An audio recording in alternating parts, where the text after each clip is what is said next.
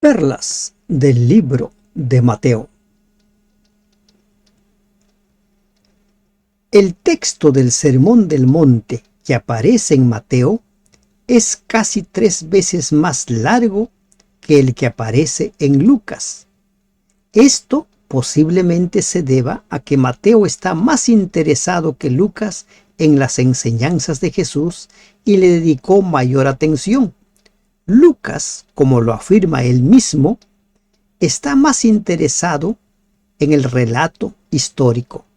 El relato del Sermón del Monte del libro de Mateo contiene mucho material que Lucas no contiene, pero también Lucas nos da información sobre lo que Mateo no menciona. Gracias te damos, Dios, en este día por permitirnos meditar en las perlas del capítulo 5 del libro de Mateo. Enséñanos, Señor, esas verdades que tú enseñaste en el monte. En el nombre de Jesús te lo pedimos. Amén. Ingresamos al estudio del Sermón del Monte. En este sermón vamos a encontrar principios de vida, perlas en cada uno de los versículos. Tenemos muchas perlas para aprender, muchas perlas para incorporar a nuestra vida. Viniendo la multitud, subió al monte, o viendo la multitud, subió al monte.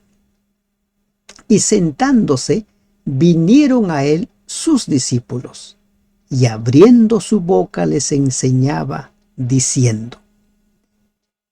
Una de las tareas que Jesús cumplió aquí en la tierra es el de enseñar.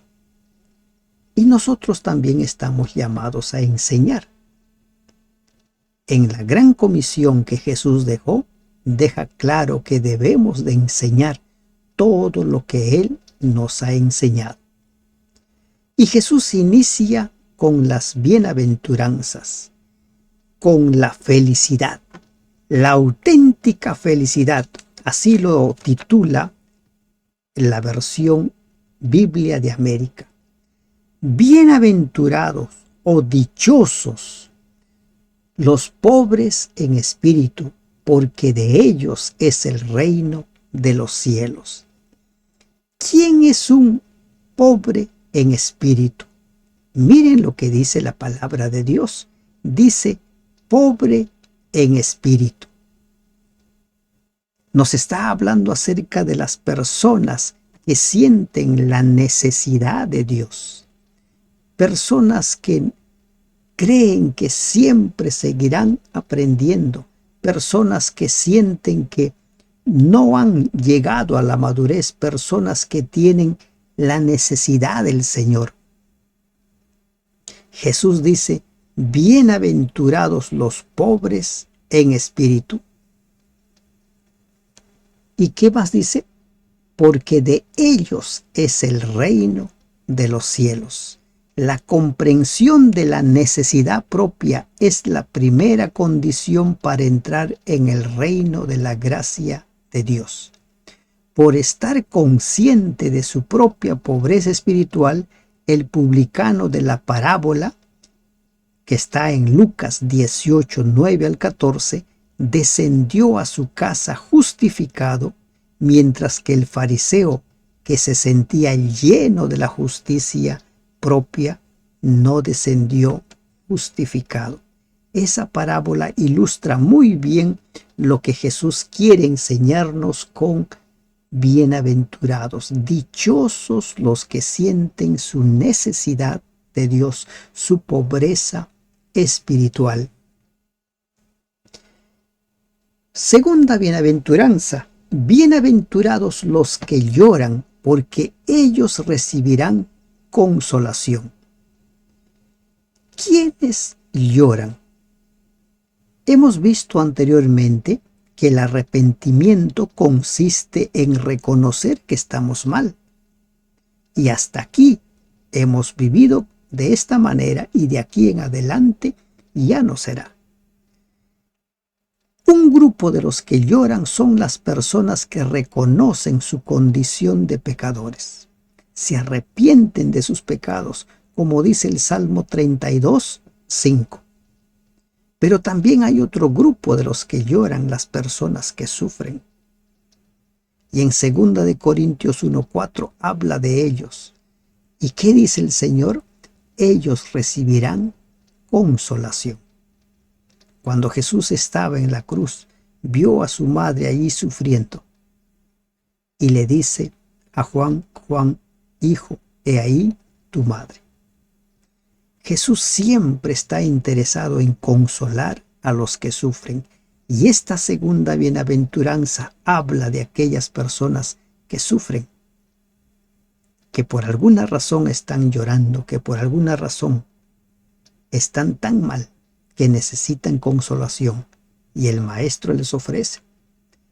Bienaventurados los mansos. Manso. ¿Quién es manso? Una persona suave, gentil. Cristo dijo que Él era manso y humilde de corazón. Mateo 11:29. Y por eso todos los que están trabajados y cargados, Mateo 5:28, pueden ir a Él y hallar descanso para su alma. El equivalente hebreo, praus, que nos habla de una persona pobre, afligido, humilde, se emplea esta palabra hebrea para describir a Moisés, que era muy manso. Bienaventurados los mansos, gentiles, personas que siempre están prestos. Siempre están prestos ¿a qué? A ayudar, a compadecerse, y que reconocen también sus limitaciones. ¿Y cuál es el premio para ellos? Recibirán la tierra por heredad. Dice Salmo 37:11, ellos heredarán la tierra. ¿Y quién es nuestro máximo ejemplo de una persona mansa? Jesús. Mateo 11:29.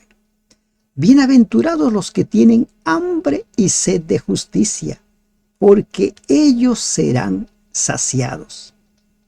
Esta figura es especialmente llamativa en un país donde el promedio anual de lluvia no pasa de 65 centímetros cúbicos. En muchas ocasiones, cuando no llueve, la gente pasa hambre. Y ahora Jesús dice, los que tienen hambre y sed de justicia. Los que tenemos hambre y sed de justicia, primero, reconocemos que Jehová es justicia nuestra. Jeremías 23:6. Y también reconocemos que somos siervos de la justicia. Romanos 6:18. Hambre y sed de justicia.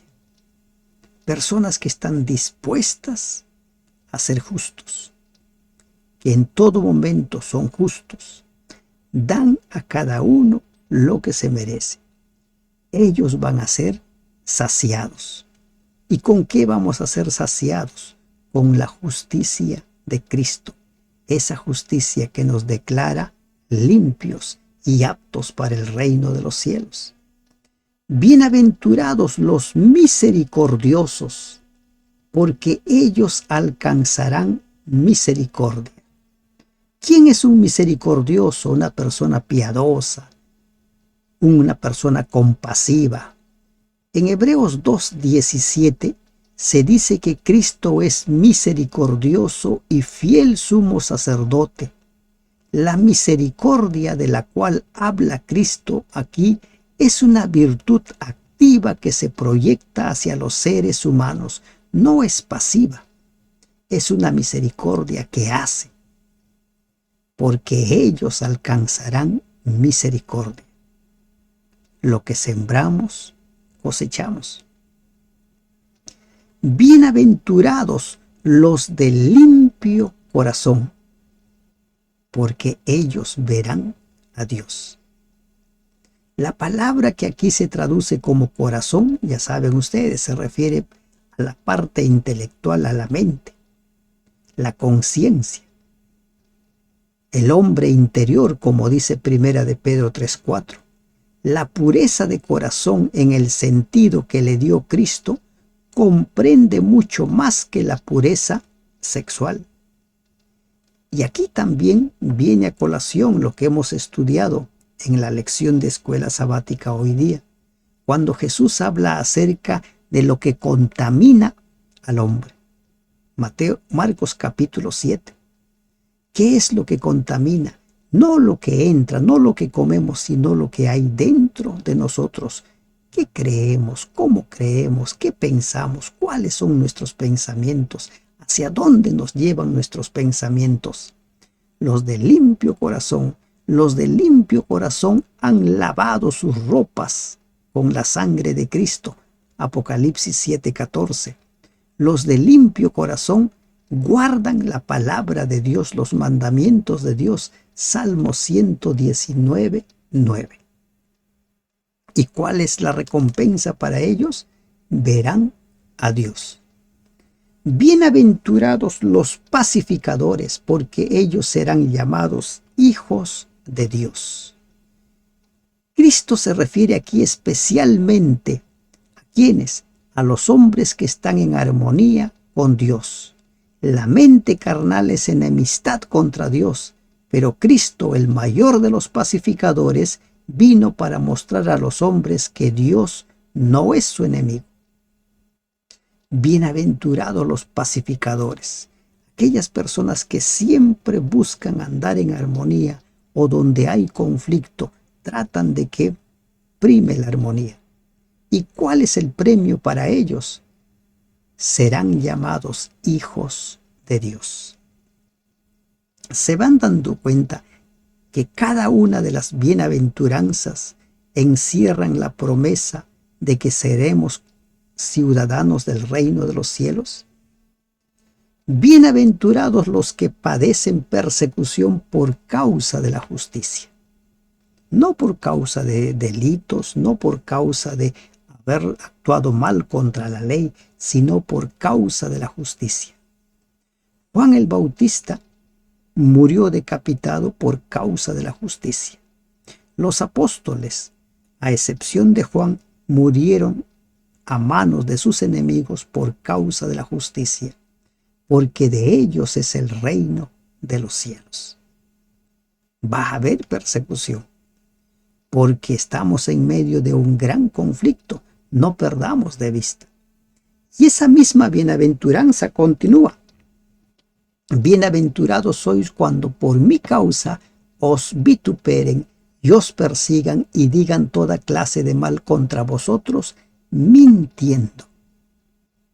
¿Recuerdan el juicio contra Esteban? Como no podían condenarlo, tuvieron que mentir, buscar falsos testigos. Los enemigos de Daniel, como no encontraban ningún defecto, ninguna falta, ningún delito, encontraron una razón para condenarlo en su fe. Crearon una ley que él no debía orar a su Dios sino al rey. Mintiendo. La fidelidad del cristiano debe mantenerse en los tiempos de paz o en los tiempos de guerra. Gozaos y alegraos porque vuestro galardón es grande en los cielos, porque así persiguieron a los profetas que fueron antes de vosotros. ¿Cómo murió Jesús? Crucificado como el peor de los criminales. Si con el Maestro hicieron eso, ¿qué es lo que no harán con nosotros? Pero no todos moriremos como los profetas, algunos posiblemente, pero cada uno en el lugar donde está debe mantenerse fiel a Dios. El versículo 13 nos habla acerca de la sal. Vosotros, dice, sois la sal de la tierra. Pero si la sal se desvaneciere, ¿con qué será salada? No sirve más para nada, sino para ser echada fuera y hollada por los hombres. Ustedes, dice, son la sal. ¿Para qué sirve la sal? La sal sirve para dar gusto a la comida, ¿verdad? Exceso de sal es dañino. Ausencia de sal, el alimento es insípido. Y Jesús dice, ustedes son la sal. El apóstol Pablo, cuando escribe sobre la sal, dice que nosotros debiéramos actuar de tal manera, debiéramos desenvolvernos de tal manera que hagamos las cosas con gusto, ¿no? Con gusto. Pero el problema está en que dejemos de ser sal. ¿Y qué va a pasar cuando dejamos de ser sal? Cuando no sirvamos como sal, seremos echados fuera.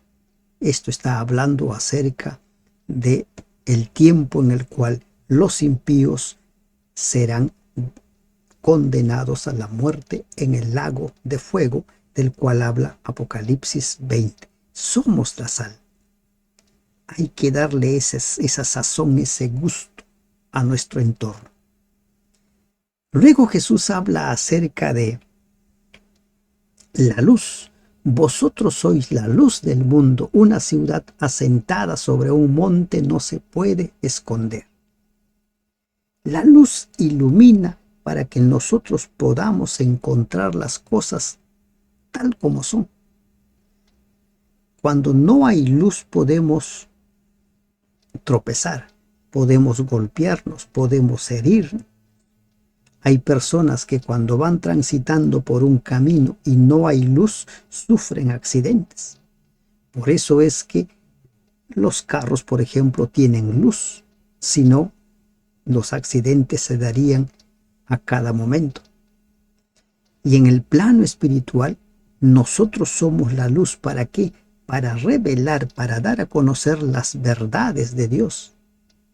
Y tantas verdades que han sido olvidadas. Por ejemplo, la vigencia de la ley de Dios es considerada para muchos como ya no.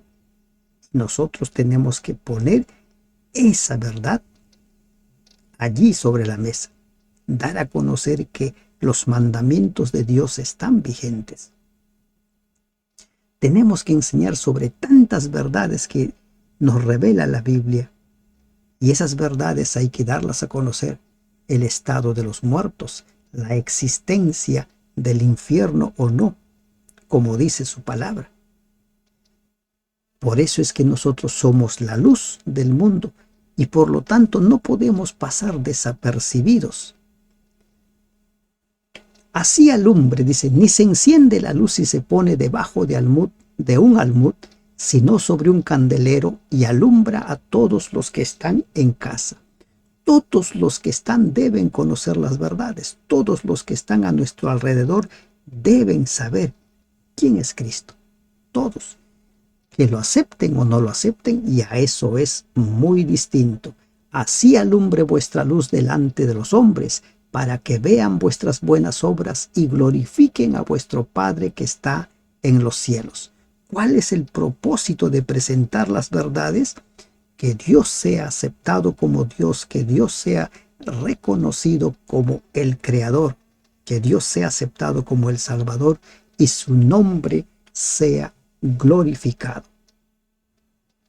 Los versículos del 17 hasta el 20 nos hablan ahora sobre la vigencia de los mandamientos. Yo les quiero leer esta parte en la versión Biblia de América. Miren lo que dice esta versión. No piensen que he venido a abolir las enseñanzas de la ley y los profetas.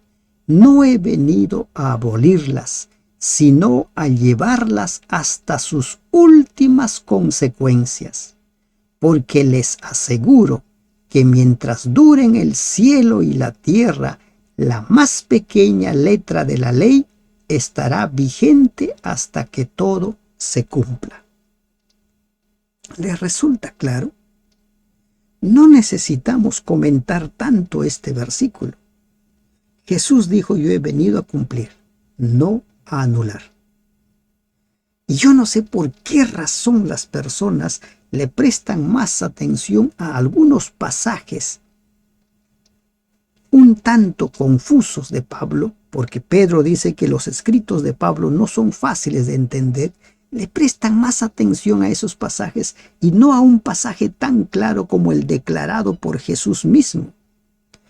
Porque les aseguro que mientras duren el cielo y la tierra, la más pequeña letra de la ley estará vigente hasta que todo se cumpla. ¿Se dan cuenta? Les sigo leyendo en la versión Biblia de América. Ustedes pueden leer ahí en la diapositiva en la versión Reina Valera. Por eso, el que descuide uno de estos mandamientos más pequeños y enseñe a hacer lo mismo a los demás, será el más pequeño en el reino de los cielos. Pero el que los cumpla y enseñe será grande en el reino de los cielos. ¿Cuántos están dejando de enseñar la ley de Dios? Porque dicen que ya está clavado, ya fue anulado, no estamos obligados, era para los judíos, no era para todos. Muchos repiten esa mentira. Y se termina con el versículo 20, esta parte de la actitud hacia la ley de Dios.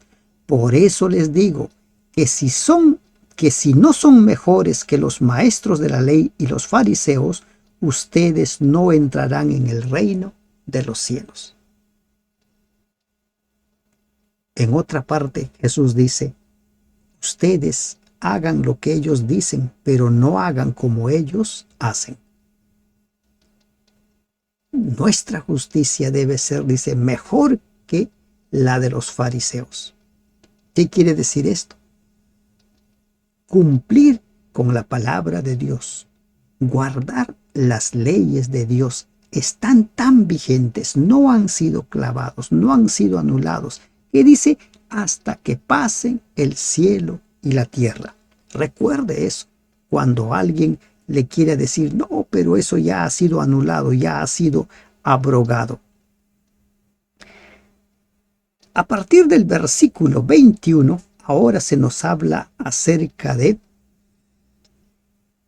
la ley no matar. Miren lo que dice, oísteis que fue dicho a los antiguos, no matarás, y cualquiera que matare será culpable de juicio, pero yo os digo que cualquiera que se enoje contra su hermano será culpable de juicio, y cualquiera que diga necio a su hermano será, ¿qué dice? Culpable ante el concilio, y cualquiera que le diga fatuo quedará expuesto en el infierno de fuego. ¿Qué es lo que está queriendo decir Jesús? No necesitas quitar la vida, no necesitas matar físicamente a alguien para ser culpable de asesinato. Ese es el principio espiritual que Él está dando. Si tú te irritas, si tú te enojas con esa persona, ¿qué dice? Eres culpable de homicidio. Estamos en los versículos 21 en adelante. Jesús y la ira. Hay mucha gente que con las palabras mata, con las palabras hieren. Por eso es que hay que tener mucho cuidado en lo que decimos. Porque yo os digo que cualquiera que se enoje contra su hermano será culpable de juicio. Cualquiera que diga necio, insulte, palabras agraviantes, ¿no? Infamantes, palabras que hieren, son como espada. ¿Qué palabras, qué adjetivos estás utilizando? Por tanto, si traes tu ofrenda al altar y allí te acuerdas de que tu hermano tiene algo contra ti, deja allí tu ofrenda delante del altar y anda, reconcíliate primero con tu hermano y entonces ven y presenta tu ofrenda. ¿Qué está diciendo aquí el maestro? ¿Quieres dar tu ofrenda? Pero si tú estás enemistado con tu prójimo, esa ofrenda no lo entregues todavía. Primero haz las paces. No se ponga el sol sobre vuestro enojo, dice el libro de Efesios. Recién cuando entres, estés en paz, presenta tu ofrenda. Y los versículos 25 y 26 dice, ponte de acuerdo con tu adversario pronto, entre tanto que estás con él en el camino, no sea que el adversario te entregue al juez y el juez al alguacil y seas echado en la cárcel. Arreglar las cuentas, ¿por qué hay necesidad de ir todavía ante los tribunales? Pablo escribe en su carta a los Corintios que no es bueno que lleguemos todavía hasta los tribunales para solucionar los problemas. Y aquí Jesús, ¿qué nos dice? Arregla, reconcíliate. Bienaventurados los pacificadores. Recuerda, no pierdas de vista ello. De cierto os digo que no saldréis de allí hasta que paguéis el último cuadrante. Si ya llegaste hasta el juicio, si ya llegaste ante el juez, realmente va a ser terrible. Entonces en esa parte encontramos la aplicación espiritual de no matar. No solo es quitar la vida físicamente, sino cómo lo miramos, qué es lo que sentimos por esa persona, qué es lo que le decimos. De la misma manera, en los siguientes versículos, Jesús nos habla sobre el adulterio, también hace una aplicación espiritual. Oísteis que fue dicho, no cometerás adulterio. Pero yo os digo que cualquiera que mira a una mujer para codiciarla, ya adulteró con ella en su corazón. Para codiciarla. O sea, con el pensamiento. Ya has adulterado. No necesitas consumar. Y esa es la aplicación espiritual que da Jesús.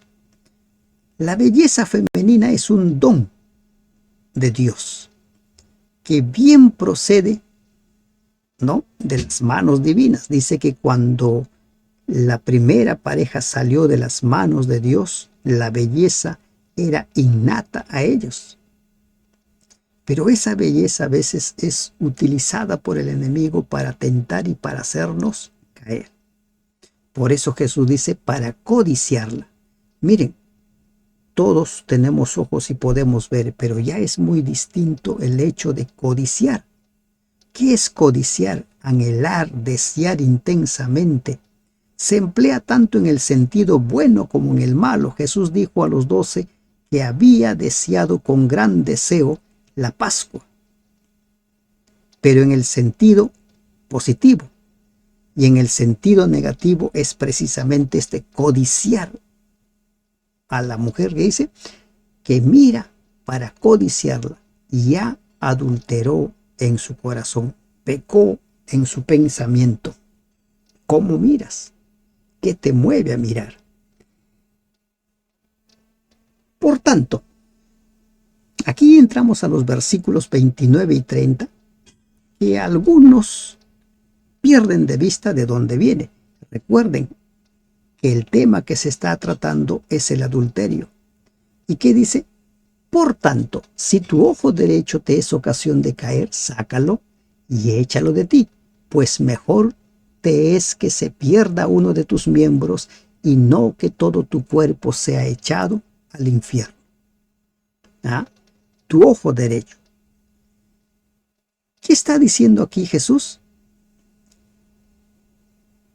Que si un sentido, en este caso tus ojos, te están haciendo caer en la codicia, es mejor que te lo quites. En un sentido sería mejor vivir una vida siendo ciego o lisiado que perder la vida eterna. Aquí las palabras de Cristo son figuradas. No pide que se mutile el cuerpo, sino que se controlen los pensamientos. Recuerden, Primera de Corintios, Segunda de Corintios, dice que nuestro cuerpo es templo del Espíritu Santo. Dios no está pidiendo que se mutile el cuerpo, sino que aprendamos a redirigir nuestros pensamientos. aprendamos a redirigir, manejar, controlar las avenidas del alma. ¿Y cuáles son las avenidas del alma? Los 5 sentidos, aunque últimamente se han descubierto más sentidos. Negarse a contemplar lo malo es tan efectivo como cegarse y tiene la ventaja de que se retiene la facultad de la vista, que puede emplearse para ver lo bueno. ¿Ah? ¿Cómo estás mirando? Esto viene desde el versículo anterior. Y lo mismo dice en el siguiente versículo. Si tu mano derecha te es ocasión de caer, córtala y échala de ti, porque mejor te es que se pierda uno de tus miembros y no que todo tu cuerpo sea echado en el infierno. Córtalo. No que te quedes físicamente sin mano. La mano, tocar, los ojos, ver. Estos 2 sentidos te están llevando al pecado. ¿Qué vas a hacer para evitar que lo sigan haciendo? ¿De qué manera puedes cortarlo? Puedes cambiar tus formas de pensamiento, puedes cambiar tu forma de mirar, tu forma de creer, puedes, si es posible, trabajar en ello. Pero aquí también se utiliza una palabra, dice, y no que todo tu cuerpo sea echado al infierno. Entonces muchos dicen, ve, aquí Jesús está hablando del infierno. Pero este infierno es un fuego que existe en la actualidad. Se está hablando de que va a ser echado ya. Hasta aquí hemos visto que el infierno como tal no existe. Recién el lago de fuego al cual van a ser echados Satanás y todos los impíos es el lago de fuego que se va a formar cuando cae fuego del cielo. Apocalipsis capítulo 20. Los impíos rodean la ciudad, suben para tomarla y cae fuego del cielo.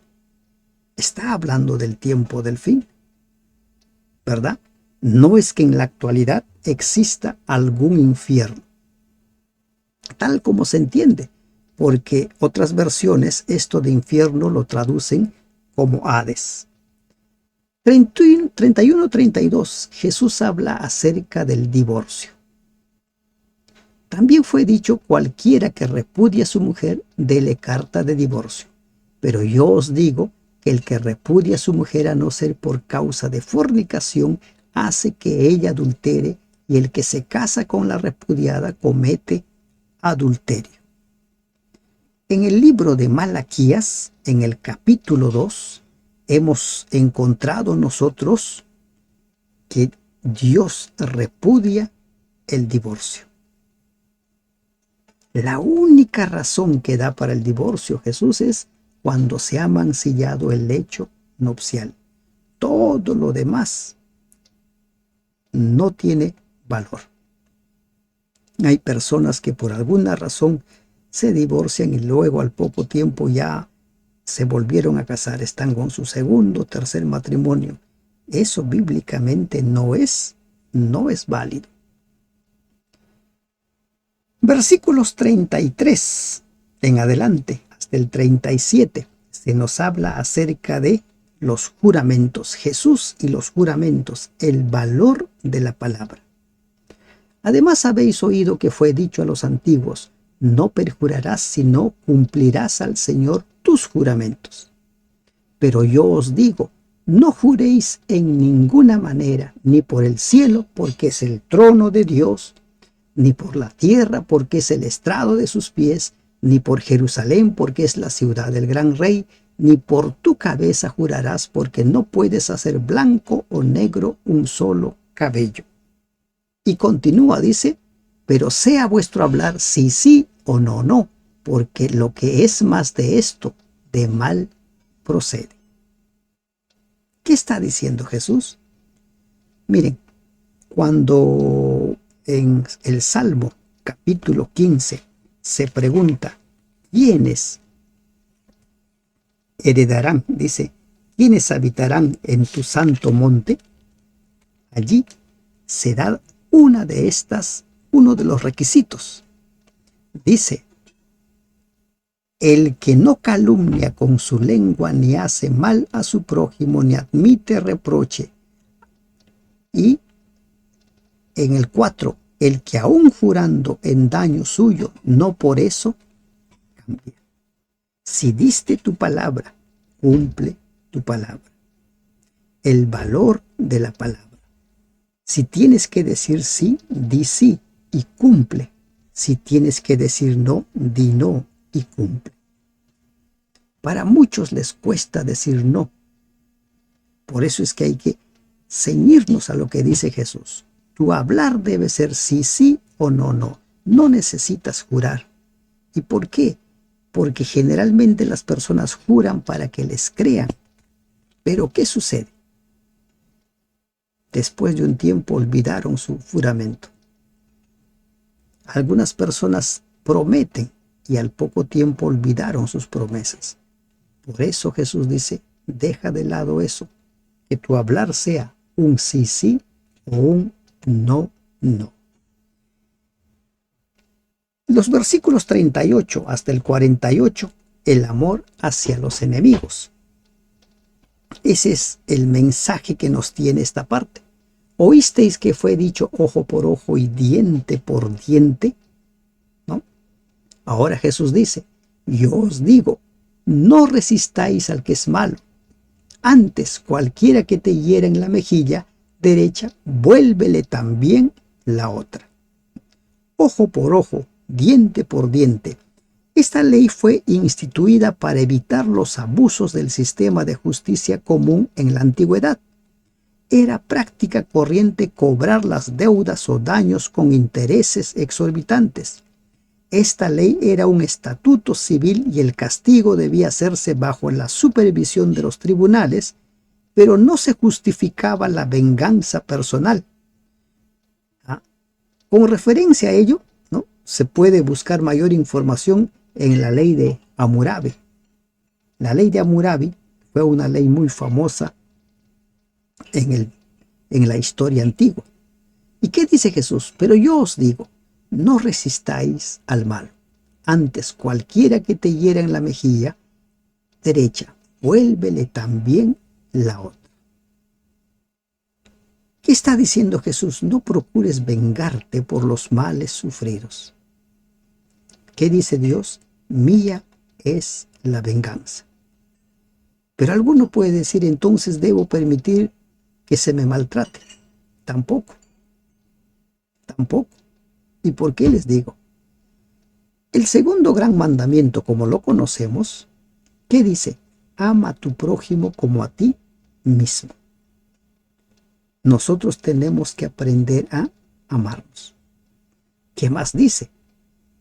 Pablo dice que nuestro cuerpo es templo del Espíritu Santo.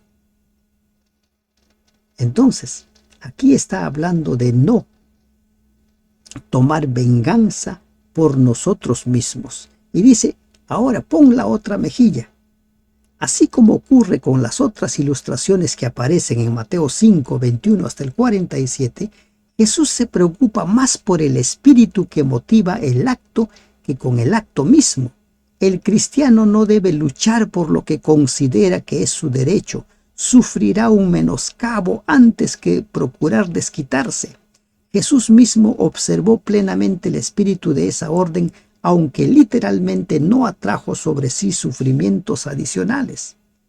En la cruz, Cristo manifestó el espíritu del cual habló aquí cuando pidió al Padre que perdonara a quienes lo atormentaban.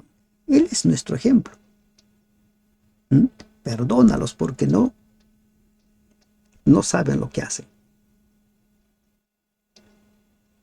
Siempre hemos de mantener nuestra integridad, pero sobre todo, y si hay un abuso, no manejar el espíritu de venganza.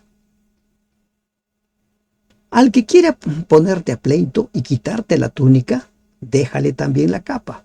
Y a cualquiera que te obligue a llevar carga por 1 milla, ve con él 2. Se continúa con el mismo principio. Va a haber personas con los cuales tú vas a chocar. Si la cosa es inevitable, no trates de tomar venganza por ti mismo. En pocas palabras, como dice el libro de Apocalipsis, que ninguno te quite tu corona. Si el otro es malo, no por eso vas a ser tú malo. Si el otro es vengativo, no por eso vas a ser tú vengativo. ¿De acuerdo? Recuerden que son principios. Al que te pida, dale, y al que quiera tomar de ti prestado, no se lo rehuses. Proverbios dice, el que presta al pobre, presta al Señor, y el Señor paga con creces. Pero estamos hablando de los pobres. En los casos de abuso, el cristiano no está obligado a permitir los abusos. Los ciudadanos del reino de los cielos sentirán impulsos generosos y actuarán conforme a ello. Oísteis que fue dicho, amarás a tu prójimo y aborrecerás a tu enemigo, ¿no? ¿Y qué dice Jesús? Pero yo os digo, amad a vuestros enemigos, bendecid a los que os maldicen, haced bien a los que os aborrecen y orad por los que os ultrajan y os persiguen. Tiempo después Jesús ilustró esto. Lo encontramos nosotros en el buen samaritano. Y la historia del buen samaritano es esa. No es tanto una parábola, es una historia. Y el samaritano muestra que sí es posible hacer el bien al enemigo. Pero ¿enemigo qué? El samaritano no consideraba enemigos suyos a los judíos. Los judíos lo consideraban su enemigo. Que nadie te quite tu corona. Nadie tiene por qué convertirte en la misma imagen de ellos. El samaritano sabía que ese judío que estaba herido no lo quería, pero él no dejó de ser él mismo por lo que el otro sentía, sino que él fue como él había decidido ser. Si tú has decidido ser un cristiano, que los demás no determinen cómo vas a ser tú, para que seáis hijos de vuestro Padre que está en los cielos, que hace salir su sol sobre malos y buenos, y que hace llover sobre justos e injustos. Un Dios para todos, un Dios para buenos y para malos, un Dios que no cambia por las circunstancias. Porque si amáis a los que os aman, ¿qué recompensa tendréis? ¿No hacen también lo mismo los publicanos? Y si saludáis a vuestros hermanos solamente, ¿qué hacéis de más? ¿No hacen también así los gentiles? ¿Mm? En el juicio a las naciones, Mateo 25, Jesús ilustra esta parte, cuando dice, venid benditos de mi Padre, tuve hambre, me diste de comer, tuve sed, me diste de beber, y así va mencionando. Y ellos preguntan, dice, ¿cuándo lo hicimos? ¿Qué quiere decir eso? No solo servían ellos a los que conocían, a los que le caían mal, o bien servían a todos indistintamente, al punto que ni se habían dado cuenta que habían estado sirviendo a los hermanos pequeñitos de Jesús. No mires a quién vas a ser. A veces somos buena gente con el que sabemos que nos puede retribuir.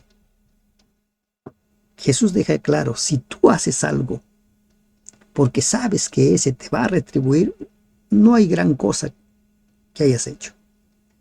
Haz a quien sabes que no te va a retribuir. Por ejemplo, una persona que va de paso o una persona necesitada. Y se cierra este capítulo con un llamado. Sed pues perfectos, como vuestro Padre que está en los cielos es perfecto.